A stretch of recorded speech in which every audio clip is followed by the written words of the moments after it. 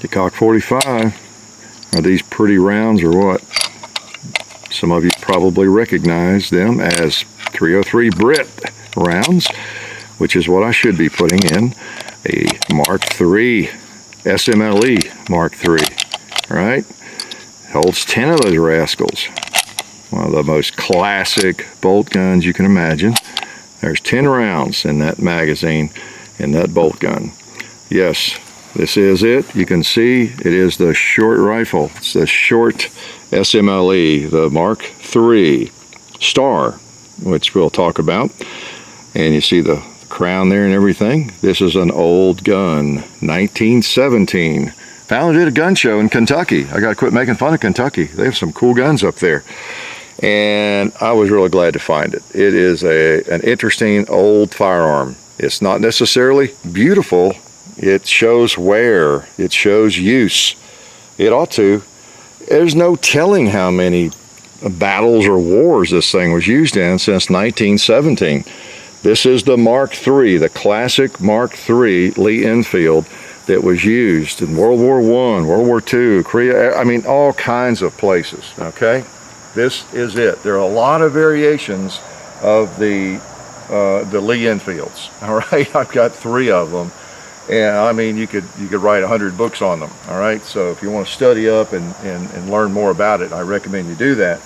I can't give you all that information today. I don't even have all that information in my little head, but I know a little bit about it. And I know that when this thing came along in the early 1900s, the actual SMLE Mark III, that was where they wanted to be. They'd made the changes and everything, and okay, we have done it. This is it. It's what we want.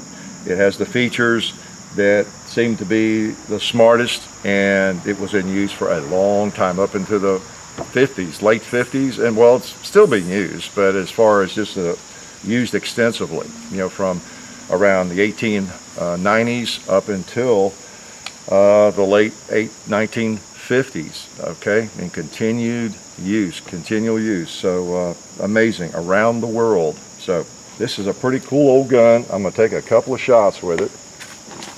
And I just had it a couple of days, and I have enjoyed it. 303 British. Cool round. Safety is off. Well, let's just go ahead and see if we can hit a plate over there.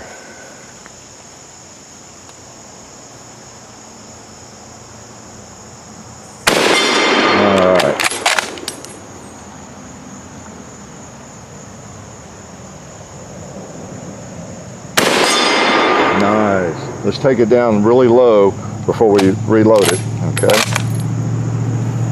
Try that little one. The sights are on good enough for that or not.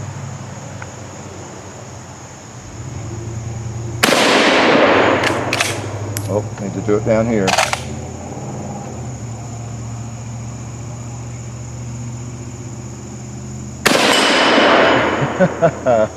Actually, I don't have to bring it down that far. That's just to make the people upset that wish I would leave the gun on my shoulder and work the ball, do the mad minute, do the crazy minute. Oh, let's put one on the, let's see if we can break that 2-liter right there. Oh, didn't break it. Huh, guess let's try again. I bet it'll break that. Whoa, attack. Good thing I have more ammo.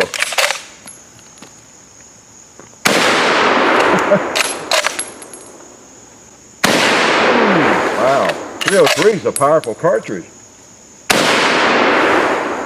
I'll say, it's empty. Oh man, and before we have any more fun, again, I want to thank our key sponsor, budsgunshop.com. So check the description and you'll see their website listed there, and the e-gunner site and the Ship My Gun site. So lots of good things going on at Buds. We appreciate their sponsorship immensely.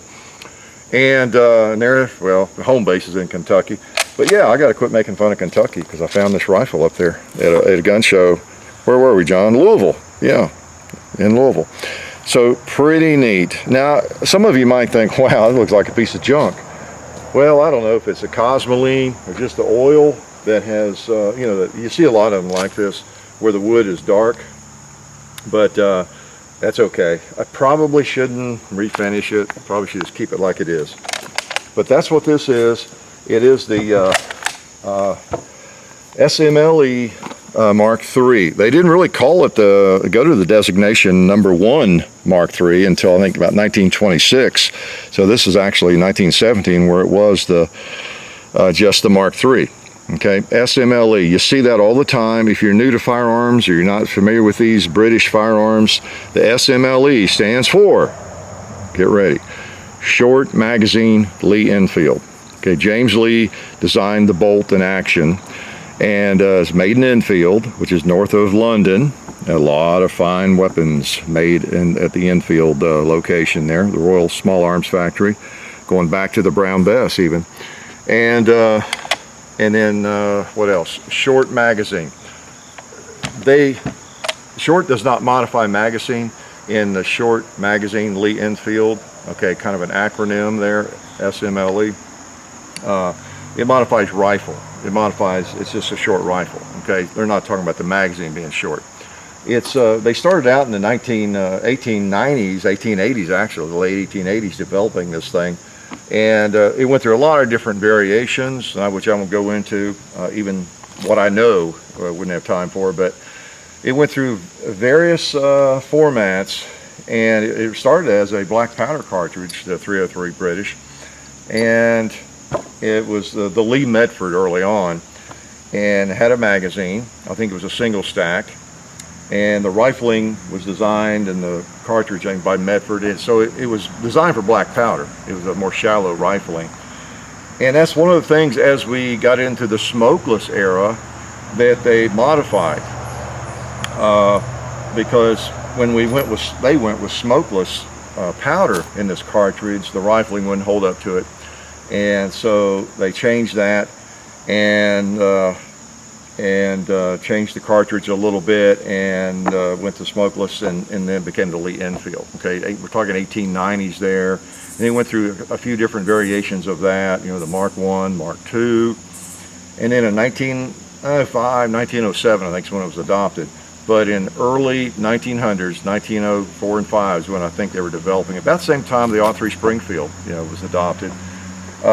This baby came to exist, the Mark III, with the rifling that would handle the smokeless powder. The cartridge was, smokeless, jacketed. At that time, I think Medford actually developed the jacketing. No, that was somebody else. But then it became kind of what it is now. All right, and some of the things they added, they put the early versions of it had the. Now I don't use this much, but the clip guide was on the bolt when they put it up here for the Mark III version, and which is handier because on the bolt moving around just didn't work as well. And then also they hardened or whatever they did to the chamber, changed it so it would handle the hot Spitzer rounds that were developed at the time, and the rest is history. So you had a firearm that would handle the hot 303, the best rounds. It would take a clip, a charger like this. I'll go ahead and stick those in there. Now I've got those loaded so that the rims are overlapping. I learned that the hard way, actually in a video, you might remember. I wasn't aware when I first was loading and shooting my other Lee Enfield, because I'd never really had any trouble, but in one of the videos we did. So the rims need to be, each one needs to be ahead of the other one, okay? It makes sense, or else you get a rim lock, as they call it, so it'll hang up on the previous, or the rim underneath it. It can, anyway. Okay, so you can load these chargers that way, because they've got holes in the bottom of them, and you can tell, so they're overlapping, and then they'll work. Now, the only thing is, this one needs to overlap that one, so I need to make sure that's working. When you get down to the second charger, it's a little more difficult. Yeah, let's cram them in there. I'll tell you what, let's don't. It gets more difficult at that point. Let's just put them in individually. The neat thing about this was that it held 10 rounds. And that was pretty amazing for the time. A magazine that would hold 10 rounds. These are kind of like speed loaders with the revolvers. I just typically don't use clips for this. You know, again, I'm not in war with one of these things. Same reason I don't care about learning to work the bolt and doing the mad minute and spending a lot of time trying to get that achievement, you know, on my resume. For one thing, I think because I'm so big and ugly, I don't know, it's just harder anyway. So I'm not going to break any records on the mad minute probably. But I'll leave the bolt open. Anyway, this is the configuration that was used in so many engagements for so many years, the classic Mark III.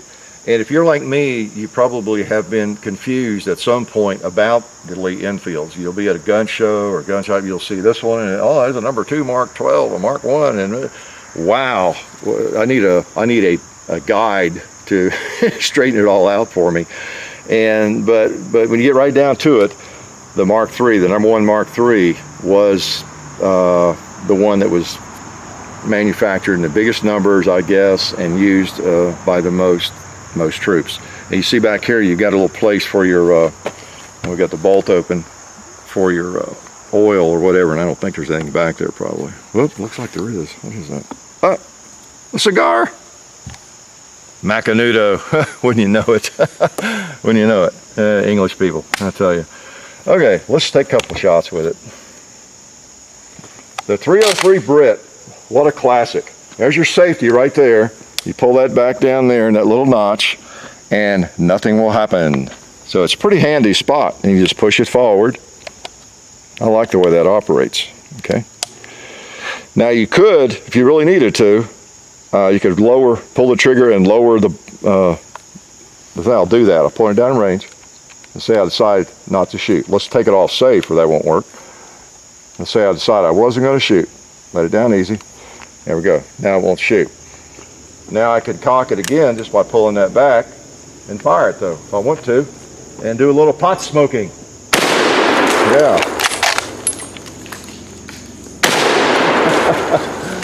That's sweet. The bolt does work smoothly. It's a cock on close bolt. It comes up and back without any trouble because it actually cocks as you're pushing it forward. See, now's when it cocks. And oh, let's go bowling. Boom. There's another bowling pin. Oh. Now, I think I didn't have the bolt down. I'm going to cock it again, and that's something you can do if you think you have ammo in there. Okay, so it must be empty, or else I have a bad round. I think, oh, look what happened. I didn't even see that. I didn't even feel that. I wonder if I hit the lever. That's what John was trying to show you. He's trying to make me look even more foolish than I am. Let's put it back in. I might have gotten my finger on the release lever there because I'm not used to having that. It is awfully easy to do. So that's probably what I did. So I'll assume that was my own stupidity because that's not happened yet. Yeah, that was me. I got my finger on it right there. I have to watch that. If I go to battle, especially. Bowling for dollars. Nice. Ah, another 2-liter. I love the 303 round. I always have. Let's go back over there.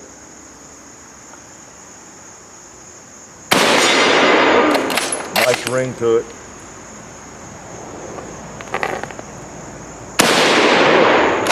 Went under it, so it didn't ring. So I learned something there. I got to watch that. Let's see how much it takes to. Yeah, I noticed. I thought I'm thinking on my other one it's pretty stiff, and I was pleasantly surprised. Oh, good, that comes out very easily. Except double-edged sword. Yeah, it comes out easily. All right, got to keep your finger off of it though. They designed these things supposedly. The early Lee Metford had a chain, in fact, where the magazine, so you wouldn't lose it, was attached to the firearm. The British didn't really want you to have extra magazines, that sort of thing. But you know, actually, you could carry 4 or 5 of those, and just like you might do today with an AR-15 or something, you know, M14. So they were meant to be charged from above, and that's what they did. Now what I what I meant, I don't know if I really explained. No, I didn't. That little star. This is a Mark III star, as it's called, designation. During World War I, in about 1915, they were having trouble meeting demand of these rifles, and so they needed to do a couple things to make the production a little faster, which is also an indication this thing was probably used in World War I. They didn't have enough rifles, so this thing probably was in the trenches of France. You could just assume it was, as well as World War II probably, but in other places, this exact gun. But so what they did was, the star indicates, they made a few changes. One was there was a magazine cutoff right here that the early guns had, and they quit putting that on there, okay, and that helped save some time. The rear sight had a windage adjustment on it, which they didn't feel like they really needed, so they quit doing that, okay. And there was a big old volley sight on the side you flip up if you were going to try to shoot at 2,000 or 3,000 yards for whatever reason, and they took that off. I think it was over here. I think I've seen them with that on it. So they did a couple of things that were not needed necessarily, and that's what that little star indicates. Okay, so you may see one that was made in 1914 or 1913, just like this, and it'll have a couple of different things on it that this one doesn't. So that's the difference. Now they went back to putting the magazine cutoff on them, I think, after World War I. So anyway, let's load it up again. I just love. Now you could, as you know, that magazine comes out pretty easily. You could just take that out and load them like that if you want to. We'll do that once. Okay. Just to show you it works. And again, you know, this is a rim cartridge, so you want the top round having the rim in front of the previous round. You don't run into any issues. Sometimes you don't anyway, but that makes it run more smoothly. Okay, you don't have those issues with a 308, do you, or 30-06. And we appreciate Federal, of course, for providing our ammo, another sponsor. Actually have some 303 British Federal, which is pretty cool. Gotta get some more of that. I didn't really have much. I knew I had a little bit of it. I'm sure. Okay, so, and this is I think it's 180 grain soft point. Okay, this would be a good hunting round, you know, for example. Okay, so you can load it that way and then just put the magazine in. Skis are trying to get me. They're not afraid of this rifle, are they? I've taken it apart. Most of it's not too hard to take down. All steel. You know, that's one of the things you get with these old firearms. Some of you might wonder why some of us just really like these old firearms. Well, the history is part of it. The bolt gun is just so cool. It's like a revolver. It's just it's simple in a lot of ways, and they're made well. I mean, look at the ears on those rear sights. How are you going to get that? You're not going to knock that sight around much, are you? Same with the front sight. And these barrel bands, that barrel band is steel. It actually has a hinge on it. And I took it off and you just open it up. It's on a hinge. It's not a stamped piece of tin, you know. And this nose cap up here, it's an amazing piece of steel. It really is. Probably weighs 3 pounds, and that's where the bayonet attaches. I'll have to get a bayonet, right? No firearm is complete without that. Before I close the bolt, let me bring my other one over here. We're not going to do a big comparison, but this one now was made in '54. This one 1917. So you've got almost 40 years between these two. And this is when you're coming up on the last years when they made these, actually. And you've seen this one. And one of the biggest differences is where they moved the sight. You can see the sights up here on this one. And you know, the AW3s kind of went through the same transition, didn't they? Bolt guns. But the sight's back here, plus you have peep sight, and so, you know, much more usable sight, that's for sure. Especially for me. But you get that all steel construction, milled steel. That's the neat thing I was going to mention. With these old guns that you get real, not just steel, you get real steel. There's no MIM parts in this gun or in this gun. I didn't know what that meant. The nose cap, much different. You don't have that on the new one, so they changed that around. But basically, yeah, it's all Enfield. And this is a number 4 Mark II. The number 4 Mark I came about, I think, in the late 30s, just before World War II. And a lot of those were used in World War II, as well as the Mark IIIs. Now I threw these big rounds out, I forgot. Again, back in the 1870s, 60s, 70s, and 80s, 1880s, you know, people were, in almost every country, they're shooting big old rounds like this, black powder rounds that threw a big bullet. The British used their rifle at that point was the Martini Henry. And it didn't fire a 45-70, but it was a big old, I think, a 45 caliber round or bigger. I think some of them were chambered in 45-70, but it was a big old round like that, black powder, and that's when they, like so many other countries, were looking at a 30 caliber, something lighter and faster. Okay, and they ended up with this, and it tended to work. Pretty cool. Mark III. Locks down. Let's put another one on the paper. Yep, push it again.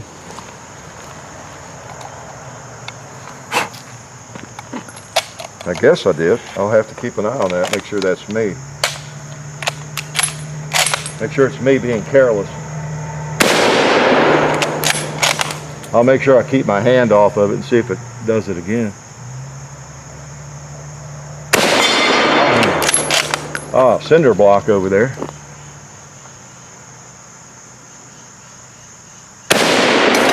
Yeah, I don't know.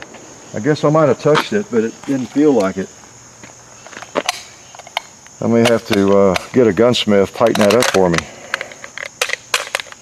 Okay. Maybe it'd be better if it didn't come out at all. I don't know if under recoil, I'll keep my finger down in the lower part of that trigger.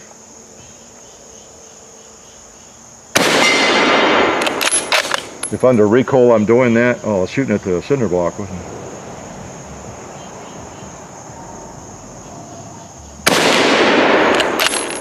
Shooting at it's right. There we go. I'm going to hit it at least once.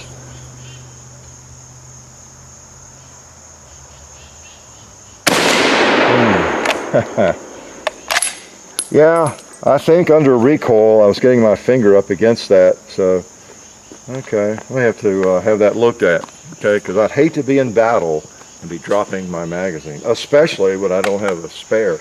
Actually, I do have a couple of these that I bought for the jungle carbine that I have, and I know there was something I read about which of these interchange and which ones don't. Maybe that one would, maybe it wouldn't, I don't know.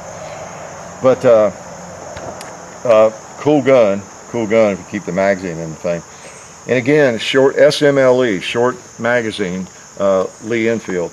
Again, it's not a short magazine. You might think it's short. It's a short rifle. They had in the 1890s, I guess it was, as they were developing these things, they had a long rifle, and then they had a carbine, both, and for the cavalry, and they didn't feel like it shot all that well, and the infantry felt like the big rifle was a little too big, especially by the time you got the big bayonet on it and everything. So as they developed these, like so many other countries, they came to a compromise and ended up with a rifle that was midway between the carbine and the infantry. And that's kind of what has happened through history and in most countries, hasn't it? You see the old rifles, they're like a mile long, and as innovations in powder and bullets, you know, continued, then the rifles got shorter. And look at what our soldiers carry now. So many of them an M4, you know. So shorter is much more convenient if it will work. But the Enfield, it's one of the classic bolt guns of the world, no doubt about it. It's just really neat to have one that's older, 1917. That really goes back. And where this thing has been, there is no telling. It's probably been a lot of places, and you know, that's why it is worn. It's and that's probably why that magazine release is just barely catches. It's okay. I know a good gunsmith. I'll get him to look at it. So anyway, the SMLE, It's been called everything, you know, smiley, smelly, you name it, you can imagine. And but again, that's short magazine Lee Enfield, because it's a shorter rifle than the long ones. They started calling them short when they shortened the barrel, when they shortened them, and so that has stuck, you know, right on through. So it's still an SMLE, all right? Short rifle, not short magazine. Pretty cool gun. I'm glad to have one, and I will be shooting it some more. Life is good.